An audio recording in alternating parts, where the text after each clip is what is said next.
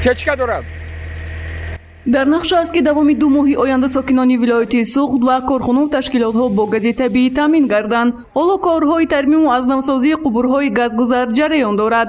Абдулҳаким Софиев, директори Сомон Суғд газ, зикр кард ки давоми 2 моҳ пайваста кор карда ба мақсади пешгирифта хоҳанд расид. бо супориши ширкати Сомон Суғд иқдом гирифтем ки шаҳри Хуҷанд ва умуман вилояти Суғдро ба пуррагӣ бо гази табиӣ таъмин намоем.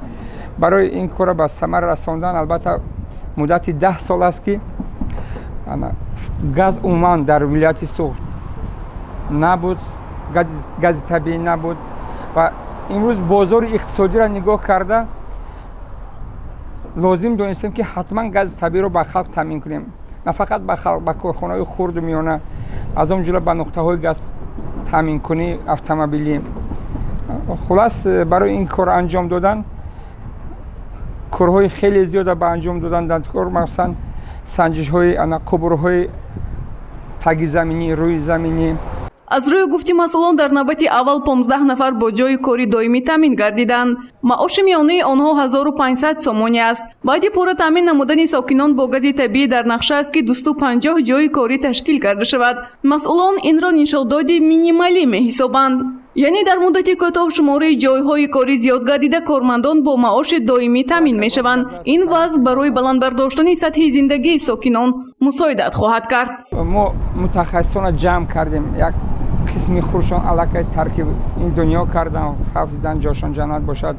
қисми дигаре дар муҳоҷират сафар қарор доранд. боқимондаша ҷамъ кардем. ҳоло тақрибан як 15 нафара бо ҷои корӣ таъмин кардем ва баъди ба пуррагӣ фикр мекунам на кам аз 250 нафар дига ба ҷои кор таъмин мешавад. на кам. маоши миёнаи онҳо чақадар? ҳоло дар рӯзи аввале ки ман коргароро даъват кардам, то 10 сол пеш 600-700 сомон буд. ман як бора 1500 кардам ва ваъда кардам ки то 3000 сомон музди меҳнатшонам мебардорам. дар навбати аввал барои корҳои тармим 150 000 сомонӣ ҷудо шудааст. баъди муайян намудани масолиҳи истифодашаванда боз ҷудо гардидани 2 миллион сомонӣ дар нақша аст. баъди ҷанбасти 6 моҳе ки дар шаҳри Хуҷанд гузашт, ширкати Сомон Суғд роҳбарияти аввали худи ширкат иштирок доштанд. онҳо гуфтанд ки шумо новбаста аз маблағ чӣ қадаре ки мешавад, маблағаш бигзор худи ширкат таъмин мекунад, ширкати Сомон Суғд таъмин мекунад. мақсади асосӣ таъмин намудани халқ бо гази табиӣ, чунки хеле арзон меафтад. фикр мекунам то 2 сомон. натиҷаи таҳлилу санҷишҳо муайян кард ки 85% қубурҳои газгузар дар биноҳои баландошиёнаи истиқоматӣ ва корхонаҳу ташкилотҳо несту нобуд карда шудааст. барқарор намудани қубурҳо аз нақшаҳои аввалиндараҷаи Сомон Суғд газ мебошад.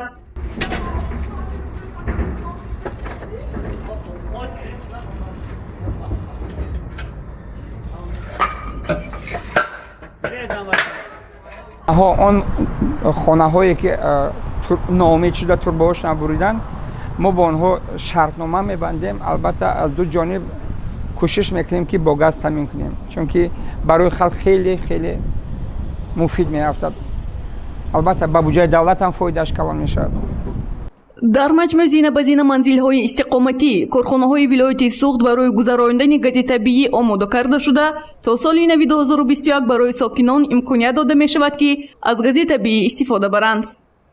гузориши Гулҳаё Камолзода ва Насим Раҳимов барои барномаи иттилоотии хабар.